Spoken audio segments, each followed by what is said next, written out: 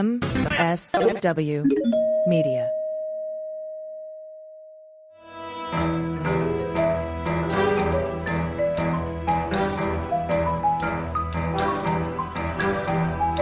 The rule of law is not just some lawyer's turn of phrase. It is the very foundation of our democracy. The essence of the rule of law is that like cases are treated alike. That there not be one rule for Democrats and another for Republicans, one rule for the powerful, another for the powerless, one rule for the rich and another for the poor, or different rules depending upon one's race or ethnicity. To serve as Attorney General at this critical time is a calling I am honored and eager to answer. So now it's clean up on aisle 45 time. And for a long while yet, it is going to be clean up on aisle 45. Welcome to episode 198 of Clean Up on Aisle 45. It's Wednesday, November 6th, 2024. And I just want to remind everyone, we recorded this episode on Monday, November 4th. And you know what comes between November 4th and November 6th. We had a whole election. So, hello, I'm Allison Gill. And I'm Pete Strzok. Well, beyond the election, we've got a lot to cover today, including Patrick Byrne, who's been ordered by a court to return to the United States for a deposition in the lawsuit filed by Hunter Biden, the suspension of Ken Chesbro's New York law license, and an update on Eric Adams. We also have a ruling from Judge Beryl Howell on some Proud Boys cases in light of the Supreme Court ruling that gutted the obstruction statute, and an update on Rudy Giuliani, like we always like to end with. But as I said, as we record this, we are fewer than 24 hours from Election Day. And by the time you hear this, I don't know, we could have a decision. Any predictions on the results or what we might know by the time folks hear this? If I did, I would be a wealthy man. Wealth beyond imagination. I don't know. My gut is we will not know election night. My gut is we will know on Wednesday, perhaps, listeners, as you're listening to this. If I had to make a wild-ass guess, like every single pundit out there is doing, because at the end of the day, nobody knows the answer to this, I would guess it's not going to be particularly close. I would not be surprised if there's some states that people aren't really thinking about, like Iowa or New Hampshire, or, roll in a random, not a huge state, not a Florida or Texas, but a couple of states that are just sick and tired of New Hampshire's usually blue. Yes.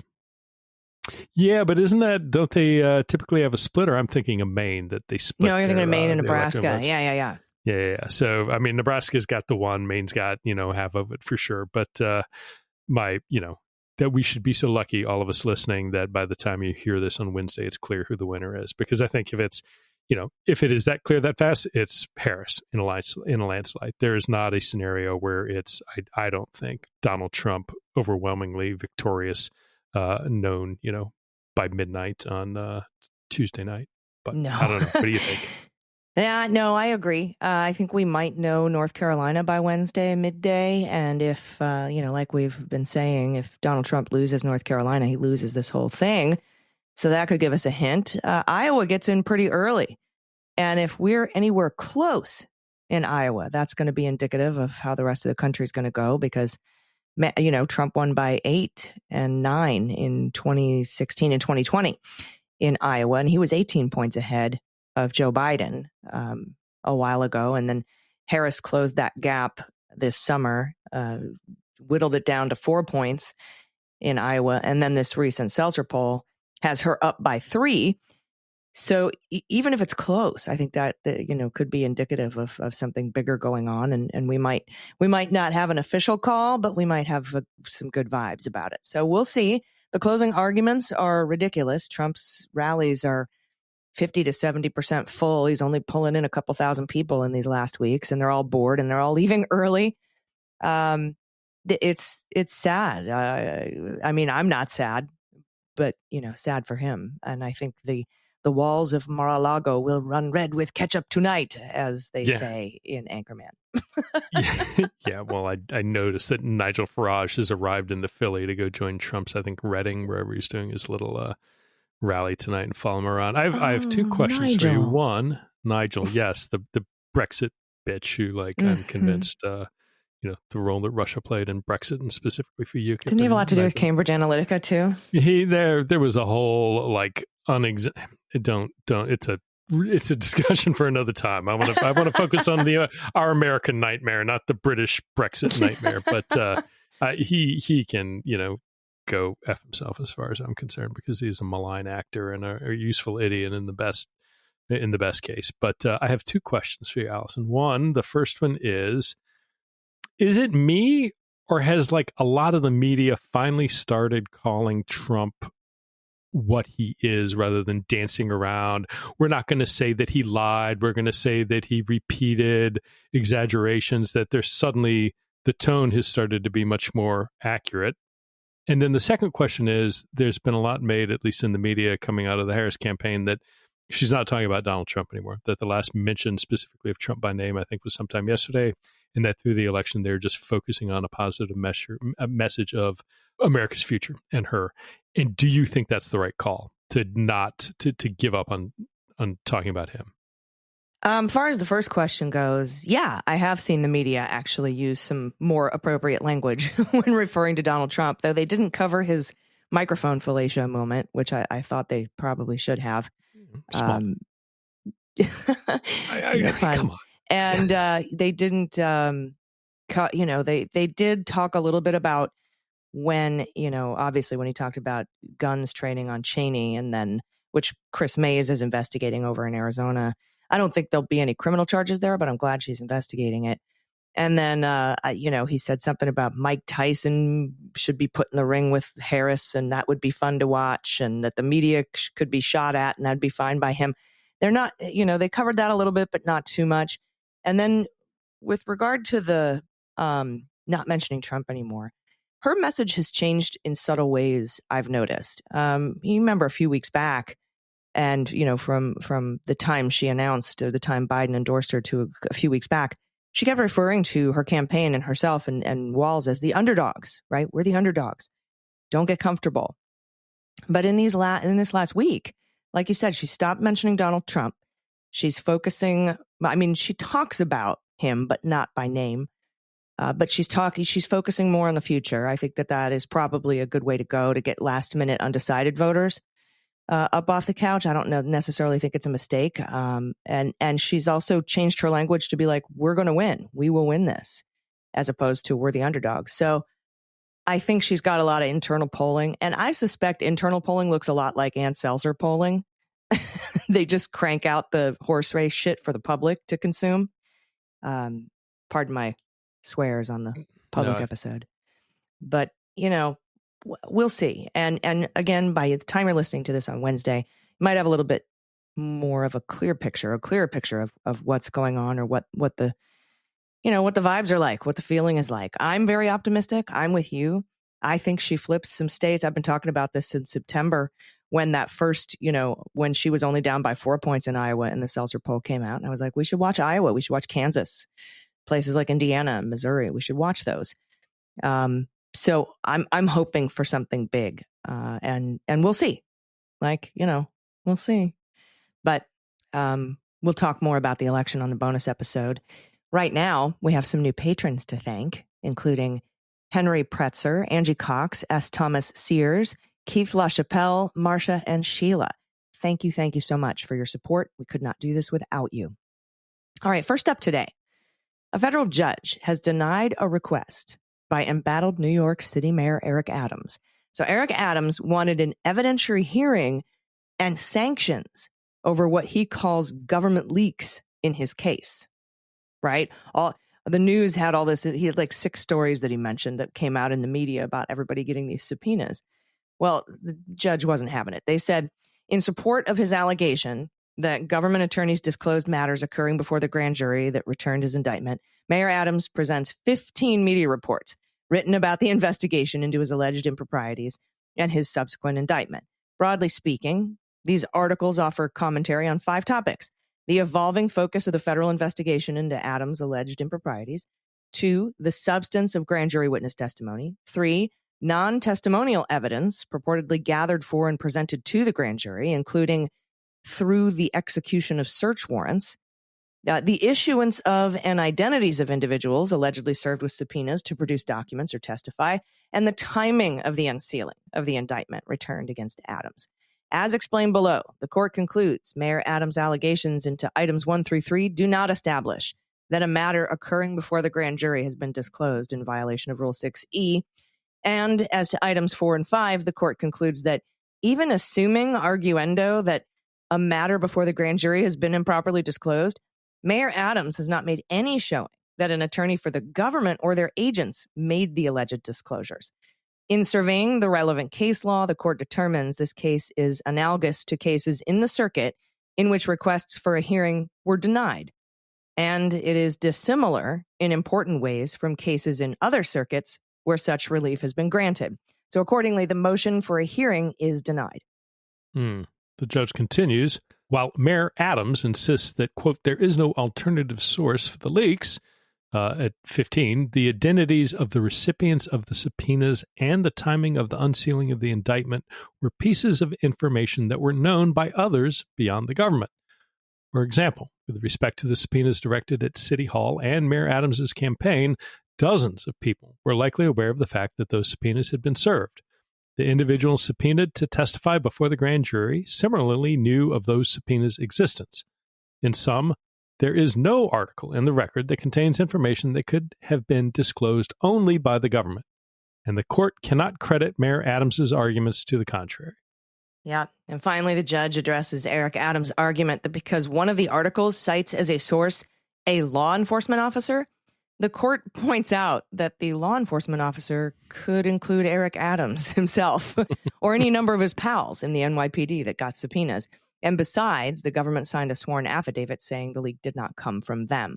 And while they, the court doesn't have to take that as, the gold standard, it does weigh heavily because it's a sworn affidavit. So Judge Daleho denied Eric Adams' request for an evidentiary hearing about alleged leaks. So he's pulling the old Trump playbook. The government, leaky government, they're coming after me. It's vindictive. It's political, even though we're all Democrats, but whatever. Yeah, exactly. And this will just delay. The most interesting thing is, the words of support coming from Trump towards Adams, which should probably tell you everything you need to know about the partisan nature of where Eric Adams falls on the spectrum of things. Although it could just be Trump's affinity for fellow criminals. That's maybe another explanation for it. But I was not impressed by Adams's filing. It is shocking to me that, it is not at all surprising that the judge found this because there were so many people that knew the information at issue here, including not only people who have been charged throughout the New York City government, including the New York City Police Department, but that's a small subset of people who've gotten subpoenas, whether it's subpoenas for testimony for the grand jury, subpoenas for records, emails, anything of that nature. The universe of people who knew about the stuff that was leaked is so large. It's not at all surprising to me that, Judge Ho said, nope, get out of here.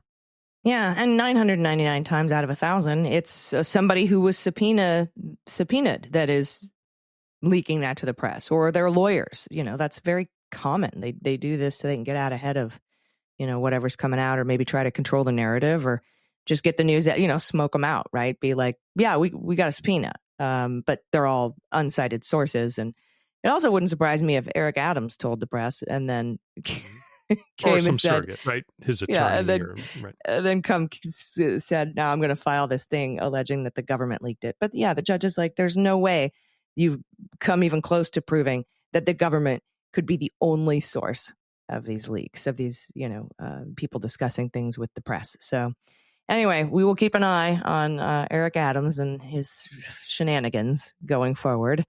But we do have a lot of other news to cover. Next, we're going to talk about our good friend Ken Chesbrough, because it's a fun filing. He got his law license suspended, and we'll talk about why he wasn't immediately disbarred, but we have to take a quick break. So stick around. We'll be right back.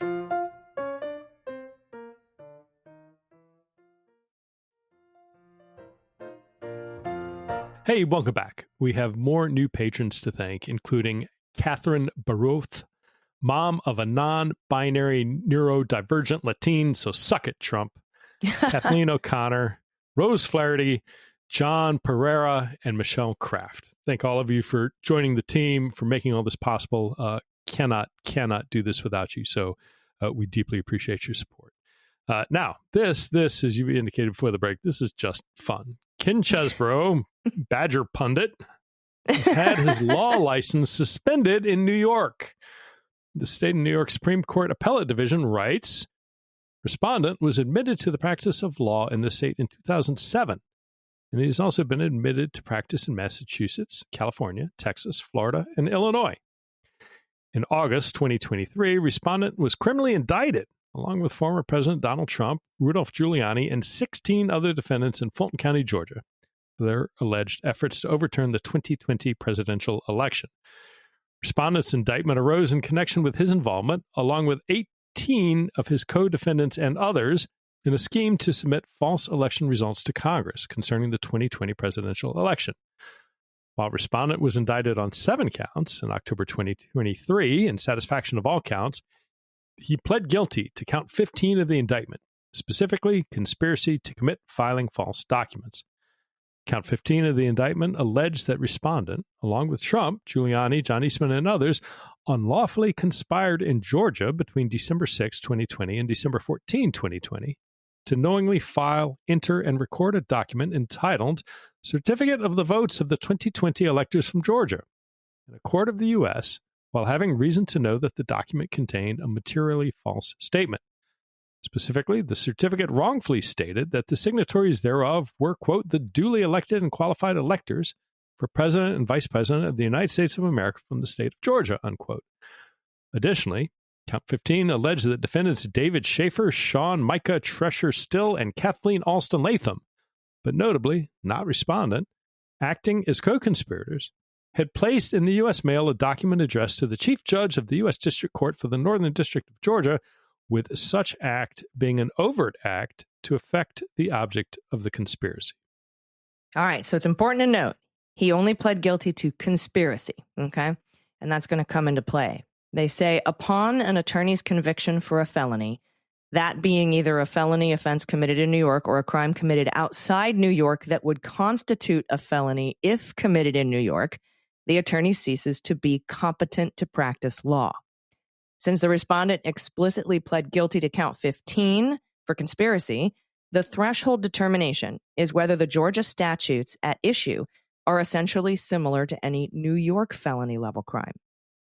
Under the circumstances presented, and mindful that the purpose of our analysis here is only to determine whether those acts which the respondent actually admitted to committing constitute a New York felony, we decline to apply principles of accessorial liability as a means of determining that respondent engaged in conduct constituting offering a false instrument for filing when, in fact, he merely pled guilty to a conspiracy to do so. Accordingly, we conclude, based on the specific facts before us, that the Georgia crime, which Chesbrough pled guilty to, is not essentially similar to a New York felony, the one offering a false instrument for filing in the first degree. So far, they find that because he only pled to a conspiracy, that it's not a felony in New York, what he did. Yeah, this is a roller coaster filing, right? Because it continues, despite this conclusion, we conclude that a plain reading of the statutes comprising the Georgia crime of conspiracy to commit filing false documents demonstrates that respondent's conduct categorically meets the definition of a serious crime in this state. Having established that the Georgia felony respondent pleaded guilty to constitutes a serious crime under New York law, we must next consider whether respondent has actually been, quote-unquote, convicted in the Georgia matter. Respondent argues that when a defendant is sentenced under the First Offender Act, there is no adjudication of guilt, and that the defendant is not considered criminally convicted at the time of offering the plea. Rather, upon successful completion of his sentence, he avers that he will be considered to have never been criminally convicted.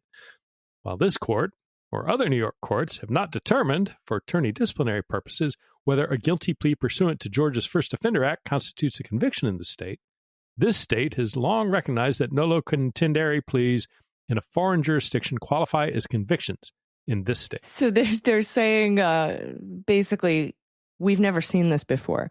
We've never had anyone plead guilty under the First Offender Act in Georgia to a serious crime that doesn't quite match a crime here in New York. But you suck still. Nolo pleas everywhere else have been. And you got to wonder whether or not Jen Ellis, because I think she's also has been playing this game like with you maybe specifically, right? I've never been convicted. It's like, well, yeah, maybe. I think it depends on who you ask and what the question is. That's when I called her a fart target. I remember. Yeah. I said, who's crying now, fart target? She was like, I'm never convicted. I didn't lie. Okay. All right. So the court continues, having concluded that respondent has been convicted of a serious crime. We accordingly suspend respondent from the practice of law in New York on an interim basis, and next turn to a determination of whether a judgment of conviction has become quote unquote final in respondent's Georgia criminal proceeding, thereby triggering the additional statutory procedures before the final disciplinary sanction may be imposed. This is like following Frodo through Middle Earth trying to get rid of the goddamn ring in Mount Doom. It just keeps going. So because the case isn't concluded, they can only suspend him on an interim basis. Well, perhaps. So they continue, while an attorney convicted of a felony is automatically disbarred, quote, the judiciary law provides that an attorney convicted of a serious crime is suspended when this court receives a record of such conviction, and a judgment of conviction must be rendered before we may order the attorney to show cause why a final order of suspension, censure, or removal from office should not be made. All right. So we got to get to the end of his case in Georgia, and then he has to submit a show cause motion to say why he shouldn't be disbarred, right? So we aren't there yet. But they conclude, in our view, it is of no moment that respondent may ultimately be exonerated under Georgia law, as it equally implausible that he may violate the terms of his probation and be subjected to additional criminal penalties as a result. So we have to wait and see what happens between now and his final completion of his sentence, or his, whatever it is that Georgia sends up a memo saying Chesbro's done, and then New York can say, all right, Chesbro, tell us why we shouldn't disbar you now. You've been suspended. Tell us why we shouldn't disbar you now. And then he has to file his show cause motion, and they have to make a determination. But they're also like, but you could commit other crimes between now and then, my friend. And so we aren't going to not suspend you. In other words, you're nowhere near Mordor. You are nowhere near Mordor. Just keep left, right, left, right, left. Keep walking, because you aren't close, my friend. Yeah. So there you have it. They're basically, and that's a lot. That's like, first of all, we have to determine if there's a similar New York law, and we don't think so, but because it's a misdemeanor here, that's enough to call it a serious crime. So yeah, you did commit a serious crime, but because it was conspiracy, it's not, but we've decided that it is anyway, because it's like this other thing that is at the heart of your conspiracy.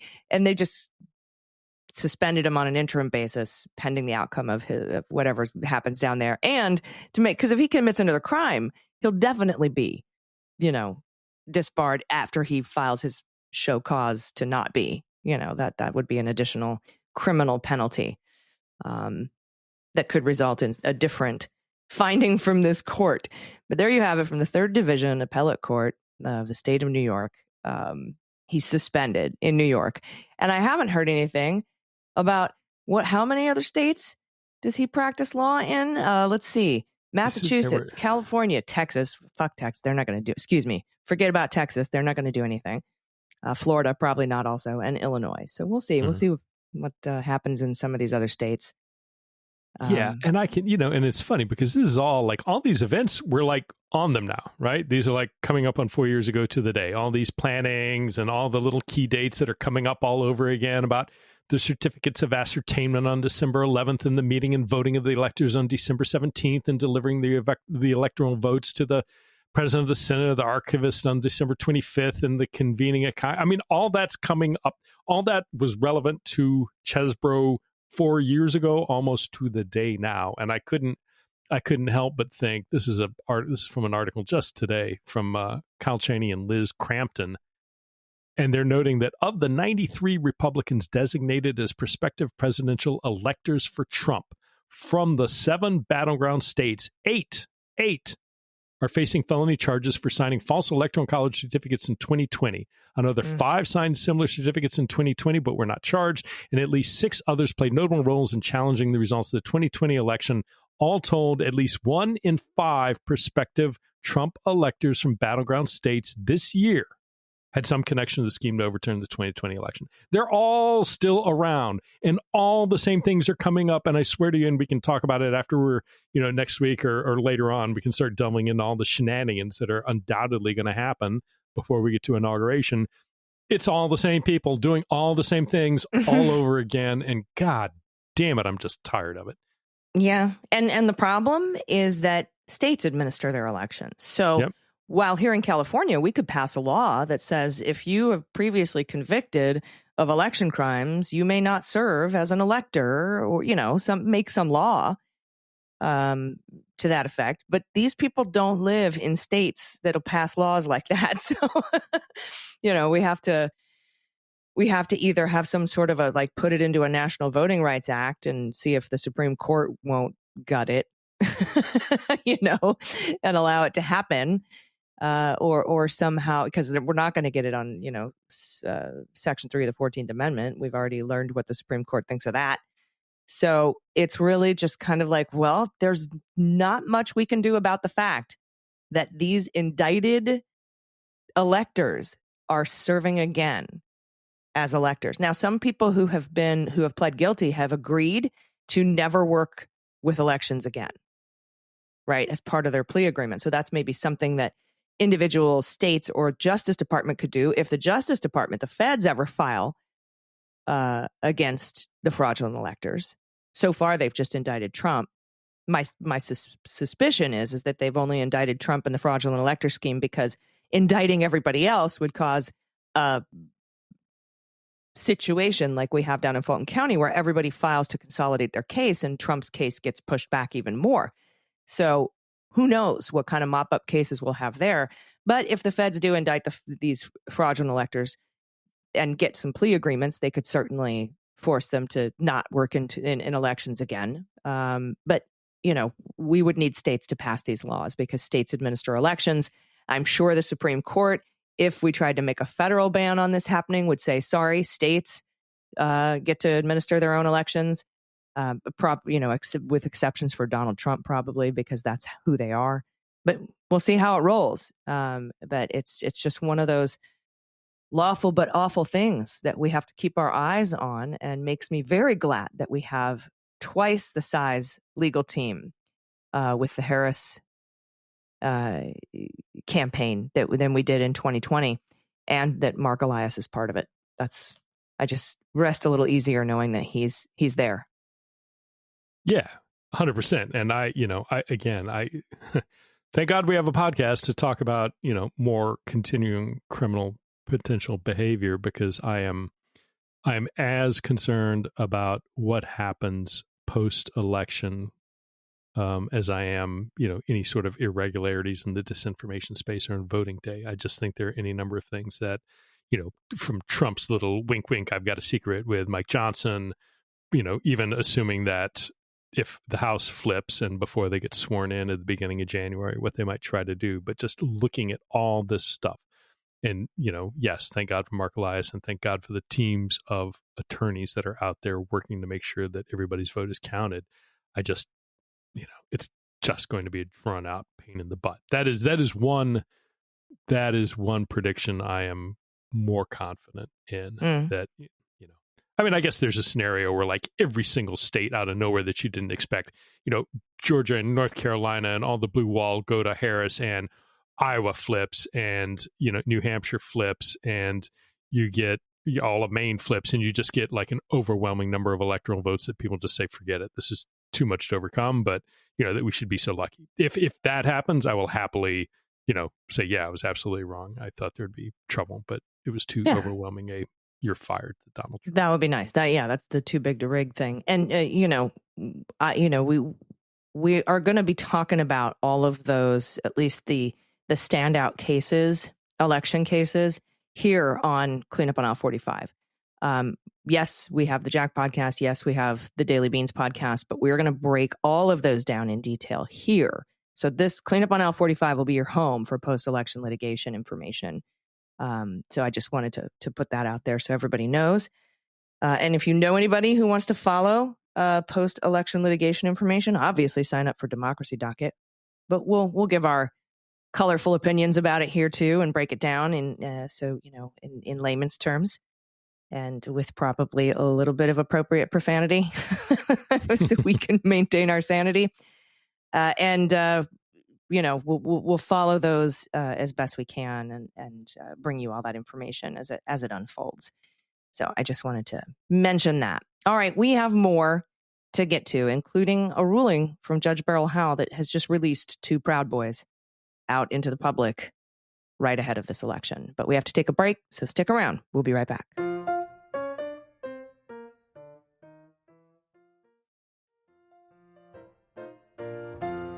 Hello, welcome back. We have more new patrons to thank, including Not Gonna Support Bad Guys. Thank you. SkintWalletsUSA.com. That's SKINT, SkintWalletsUSA.com. Karen Lynch, Kyle Kopishki, and Julie Ailig, PhD. Congratulations on your PhD. I'm not sure how long you've had it, but congrats anyway. They're hard to get. All right, you'll recall this past summer, the Supreme Court gutted the obstructing an official proceeding statute, known as Title 18 U.S. Code 1512C2, by ruling that in order to obstruct an official proceeding, there has to be a document or documents involved, right? And not just involved, but they have to be impeded. And there's specific language we'll talk about. And while there were documents at the January 6th proceeding, namely the electoral certificates and the certificates of ascertainment signed by governors of the states, if Department of Justice can't prove that a rioter was there to destroy or impair the use of those certificates, they're not going to be able to convict them on 1512C2. So based on this Supreme Court interpretation, which I consider faulty, by the way, Judge Beryl Howell has just had to release 2 Proud Boys from prison, namely Nicholas DiCarlo and Nicholas Oakes. Both of them pled guilty. They had plea deals to 1512C2, and then they filed to have their cases thrown out after the Supreme Court made its ruling in the Fisher case, which is the 1512C2 case. Now, the government counters that the Proud Boys motion is barred. This is the DOJ's argument, and I thought it was a good one. They said that the Proud Boys motion to throw their case out is barred both by their procedural default, because they failed to raise their claims on direct appeal, and by the collateral attack waivers in their plea agreements. And consequently, the defendant's substantive claims may not be considered. A collateral attack waiver in a federal plea agreement, by the way, prevents a defendant from challenging their sentence or how it was determined through a collateral attack. A collateral attack is a legal action to challenge the validity of a prior judgment through a new case. So Fisher. So that's what's going on here. That's the substance of what we're about to get into. Yeah, and Judge Howell continues, considering the government's arguments, the court holds first that defendants have made a sufficient showing of actual innocence to their charge of conviction to overcome their procedural default, allowing them to raise their claims in a Section 2255 motion. And second, that the merits of defendants' Section 2255 motion may be considered, notwithstanding the valid collateral attack waivers in defendants' plea agreements, because their showing of actual innocence falls within the D.C. Circuit's miscarriage of justice exception to the enforceability of plea waivers. Judge Howell continues, the government vigorously contends that a reasonable juror could find that defendants, quote, impaired or attempted to impair the availability of the electoral certificates for use in the certification proceeding set to take place on January 6. According to the government, the rioters, including defendants, caused or attempted to cause the electoral ballots to be removed from the chamber to ensure their safety, which impaired their availability to Congress to conduct the official proceeding. But it didn't, according to Judge Howell.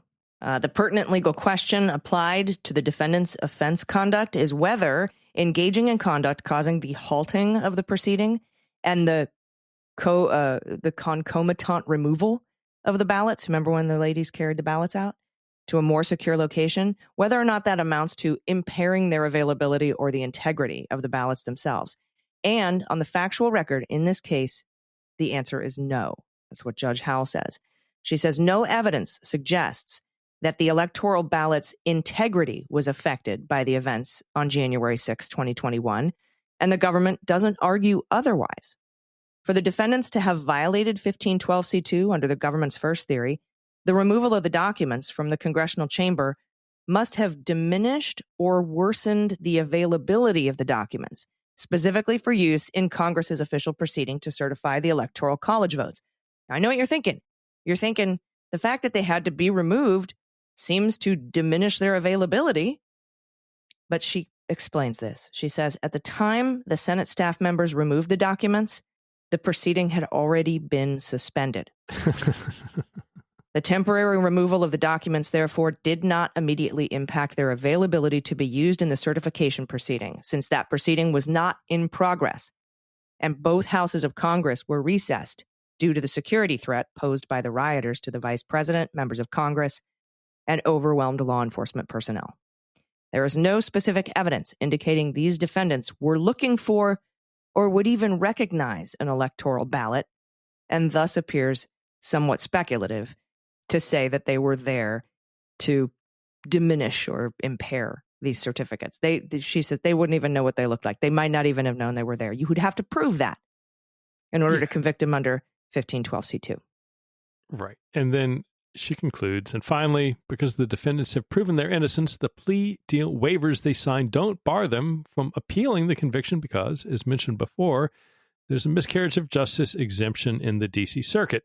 There's a 30-day stay to allow the government to determine whether to revive dismissed charges or bring additional charges against defendants. And finally, Judge Howell says the defendants will be ordered properly released from the custody of the Bureau of Prisons on the same conditions of release previously imposed prior to their surrender to serve their sentences.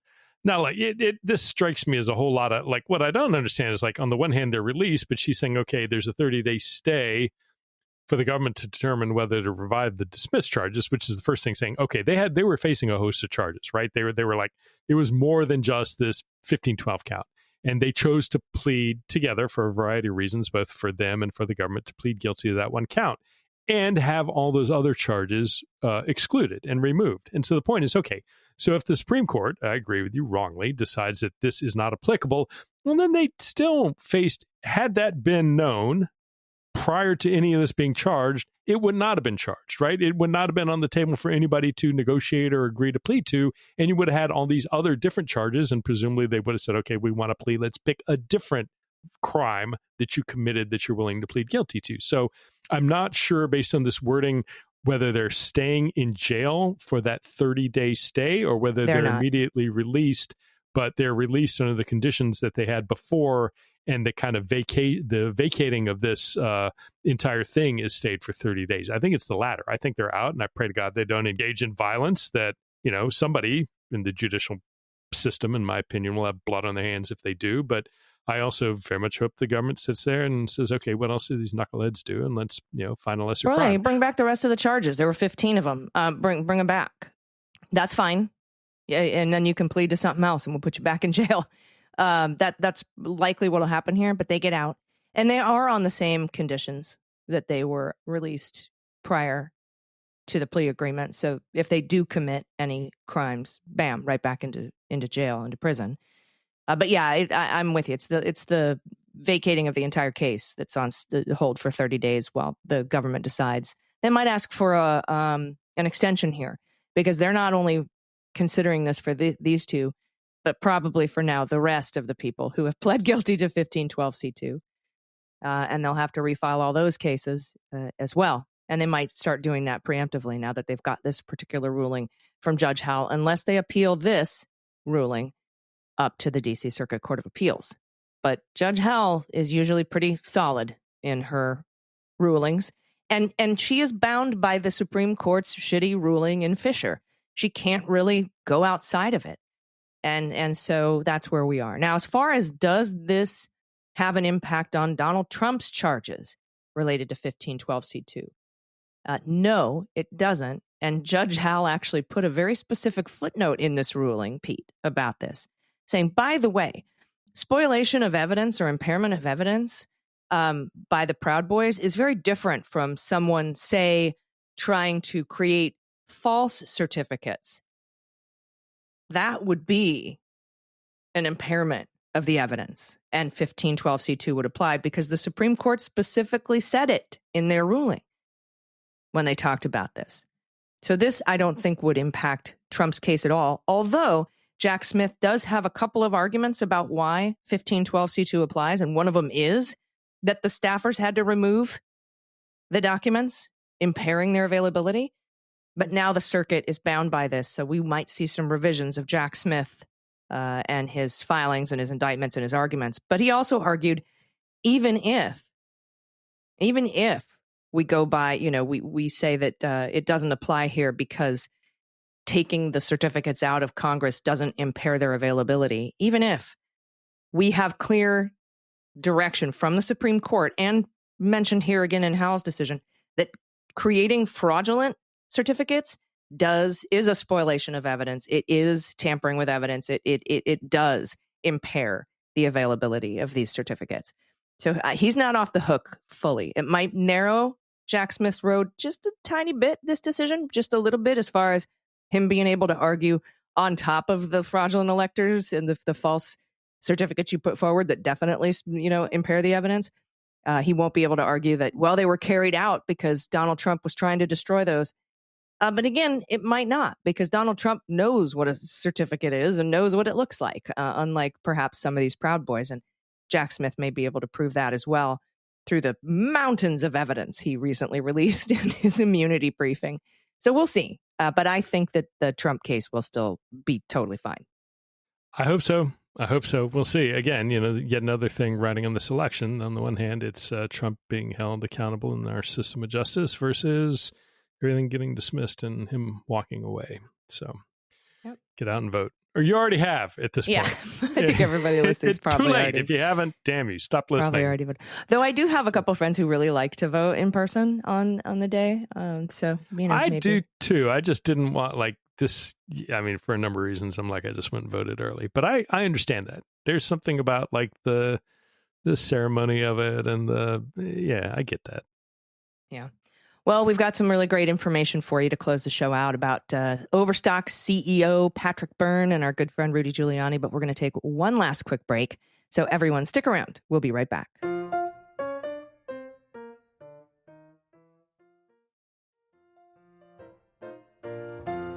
Hey, welcome back. We have more new patrons to thank, including Quick Mackey, Ariel Brenner, RT, E.G. Schimpf, and Microdog141.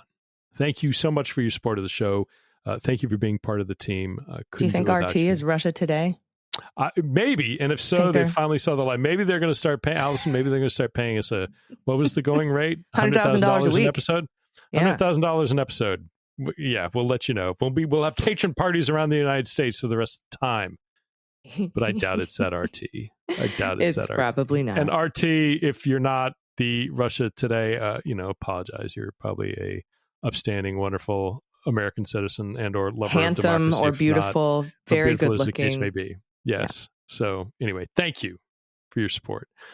So on the high note, unrelated to the election, let's go to a couple of our perennial show faves. The first, Patrick Byrne, the former Overstock.com CEO, the same one who got trapped in Maria Butina's honeypot for a hot second and spent time at Lynn Wood's plantation, not our words, his words, Lynn Wood's words, plotting the 2020 coup with the rest of the elite strike force. First, can I just take a break from the script a little bit? If I have property in South Carolina, I cannot envision ever calling it a plantation, because chances were they're calling it a plantation because, in fact, it was a plantation. What distinguished it and allowed it to be called a plantation was because you had slaves working on that same titled plantation. So anybody who runs around saying, "Yeah, come on down to my plantation," anywhere, just don't do that. You don't have a plantation. Well, maybe you do in your mind, and yet another example of how, or if you're Mark Robinson, Reconstruction was an abysmal failure. Anyway, Patrick Byrne was there with Lynn Wood, plotting the 2020 coup, the rest of the elite strike force. Now, going back to Patrick Byrne, the day before Halloween, a judge ruled that Patrick Byrne says he's been living in Dubai for quote unquote security reasons, that Byrne must return to the United States to be deposed by attorneys for Hunter Biden, who is suing him for defamation. The judge said, trial is scheduled to begin on December 10, 2024. Plaintiff has not yet taken defendant's deposition because the parties have been unable to agree on deposition details despite multiple efforts to do so via the court's informal discovery process. Now, Hunter Biden argues that Burns' deposition should take place in the United States because the defendant has repeatedly held himself out to be a resident of Florida, is registered to vote in Florida, owns property in Florida, Utah, and Maryland, and is associated with over 24 business entities throughout the United States for which he holds various executive titles. Patrick Byrne argues that he resides in Dubai for security reasons and contends that he was chased to Dubai by a, quote, Venezuelan price on his head that was told to him by a, quote unquote, DEA agent. Yeah, that's the ticket. The court disagrees. First, defendant admitted in his answer, filed February 13, 2024, that he is a resident and citizen of Florida, and as recently as early September 2024, his counsel was arranging with plaintiff's counsel for his deposition to proceed in Florida. Defendant and his attorney have provided somewhat different versions of the events that defendant claims caused him to be currently located in Dubai, and he has not indicated that he resides in Dubai permanently. In fact, it appears he may not remain in Dubai after November 10, 2024. In short, he is a United States citizen and Florida resident who appears to be temporarily located in Dubai. The presumption is further attenuated because there is no indication that plaintiff could have brought this defamation lawsuit in the UAE. Therefore, the deposition of defendant will take place in the United States, in the district selected by defendant. Within 5 days of this order, just for Halloween, if you're keeping track. Which is within today. 5 days, within 5 days of this order, defendant shall give plaintiff written notice of the district selected by defendant. Interesting. So he's got to come back to the United States. Wasn't he represented in this case by somebody who was indicted and they came and arrested her? Yes, right. Somebody, a Michigan Latham, attorney, right? maybe? Yes, it all, God, I need a Steve, it's that time of season for Steve Kornacki. I need a big Steve Kornacki board of all the indicted people. We need a Always Sunny in Philadelphia murder board. Michonne Murdoch, maybe? Was that it? I think it was Stephanie Latham. Stephanie Lambert. Lambert. Yeah? It's Lambert. Yeah. Stephanie Latham Lambert. is Georgia. Is a God criminal almighty, Georgia. Allison, so much crime. I know. So many much crimes, crime. so many defendants, so many co-conspirators. Yeah, but she represented him in court in D.C. and the processor was like, "Oh, hey there, how you doing? We're taking you into custody." She had a freaking bench warrant, and she shows up as a lawyer for Patrick Byrne in New York, right? Or D.C.? D.C. So there, you're like, all rise, the court is adjourned, judge walks out, the guy walks out, puts your attorney in handcuffs. Oh, shit, is that bad? Oh, yeah, that's bad. All right, per tradition, we'll end the show with an update on our favorite buddy, our favorite little guy, Rudy Giuliani. Yay. This is from the New York Daily News. A judge was forced to put a ranting Rudy Giuliani on mute during a virtual hearing Wednesday in his Manhattan sexual assault and harassment case after he launched into personal attacks against his accuser, Noelle Dunphy. Probably doesn't bode well if you do that. More than an hour into the hearing, the embattled former New York City mayor and Donald Trump lawyer lobbed a series of unfounded allegations against Dunphy, calling her character into question. Quote, "Your Honor, this is outrageous," Dunphy's lawyer said. That's Justin Kelton. Manhattan Supreme Court Justice Nicholas Moyne yelled at Giuliani multiple times, asking him to stop talking, and then finally put him on mute. Quote, "Mr. Giuliani, you're going to cause yourself harm by doing this, okay?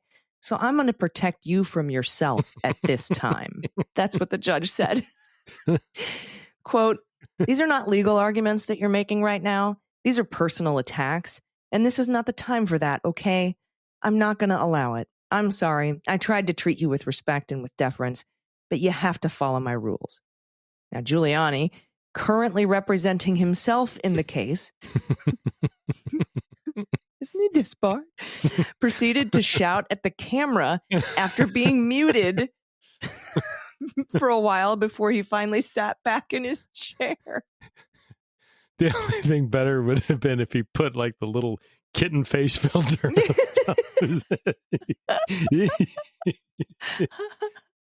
What's that on screen? It's Your just Honor, I'm not a cat. Bodied shouting Rudy face. You can't hear anything. It's like, what?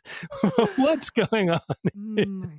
Oh, but this is funny, but it's disgusting. If you remember, Dunphy sued Giuliani in May 2023, alleging he subjected her to sexual misconduct throughout her time working for him. Her suit accuses the 80-year-old Giuliani in graphic, horrible, nasty, disgusting, awful detail, forcing her to engage in violent sex, quote, attend video calls naked, and work in short shorts that he bought printed with an American flag. It also accuses Giuliani requiring her to work off the books until his divorce from Judith Giuliani was finalized and then refusing to pay some $2 million in wages. The judge told Giuliani that he was, quote unquote, strongly advising him not to proceed as his own lawyer. The one-time U.S. attorney for the Southern District of New York can't take on any other clients after he was disbarred due to his election subversion efforts. He was also stripped of his law license in Washington, D.C. One of the interesting facts that you would not have learned but for Rudolph Giuliani, that if disbarred, that does not prohibit you from representing yourself pro se for self-representation. Anybody can represent themselves. Right. You don't have to be a member of the bar. And in fact, that is if you were wondering, I thought he was disbarred. Yes, in fact, he is, but that's the loophole. And what's the saying? Anyone who represents themselves has a fool for a client. Here's some color commentary about what happened. Wearing a black suit and a blue and yellow striped tie, Giuliani, who frequently forgot to take himself off mute, appeared to be eating breakfast during the hearing. At one point, he piped up to successfully protest his convicted former business associate, Lev Parnas, trying to dial in to the hearing. Ruling on the motions, the judge agreed to strike some particularly salacious details from the lawsuit, calling them scandalous and unnecessarily pleaded. The judge also agreed to exclude allegations that Giuliani had extramarital affairs and a photo depicting an infamous scene in Borat, subsequent movie film, in which Giuliani was captured with his hands down his pants in a hotel room with a young woman. So he took that out of the lawsuit. Moyne denied it. I know, it's not in there. I really wish it would be. Moyne denied a defense request to exclude details about Giuliani's alleged drinking habits. So those stay in because they go to the heart of her allegations. The suit describes him as being a chronic functioning alcoholic who went on alcohol-drenched rants that included sexist, racist, and anti-Semitic remarks, many of which Dunphy say she has on tape.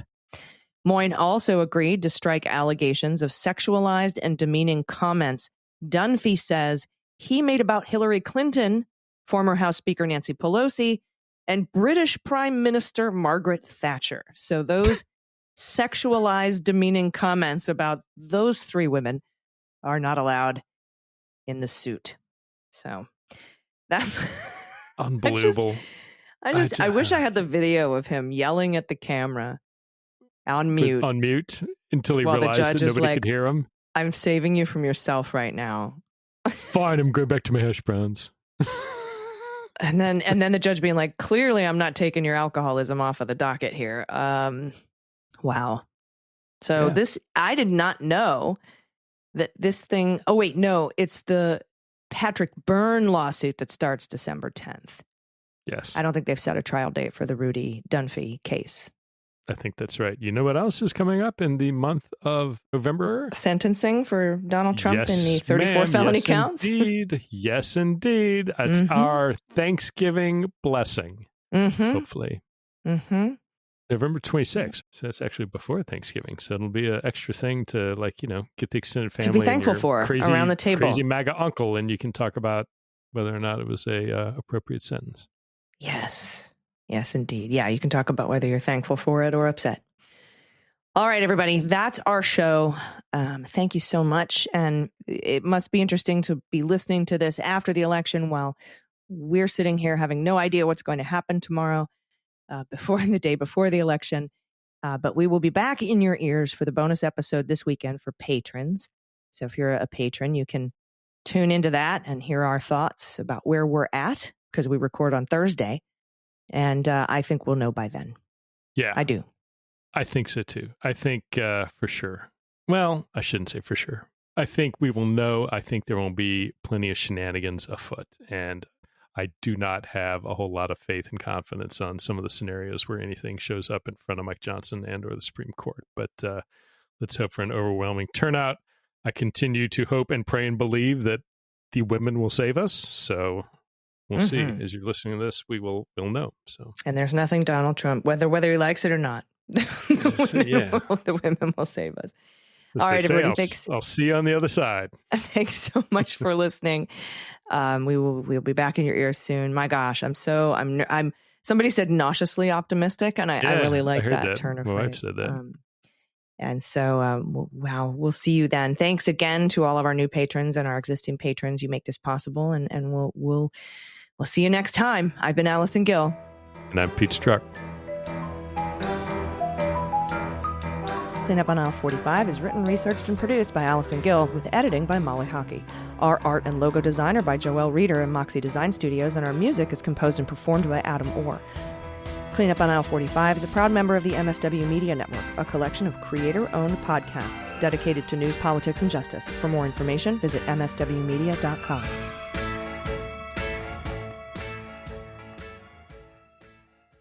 MSW Media.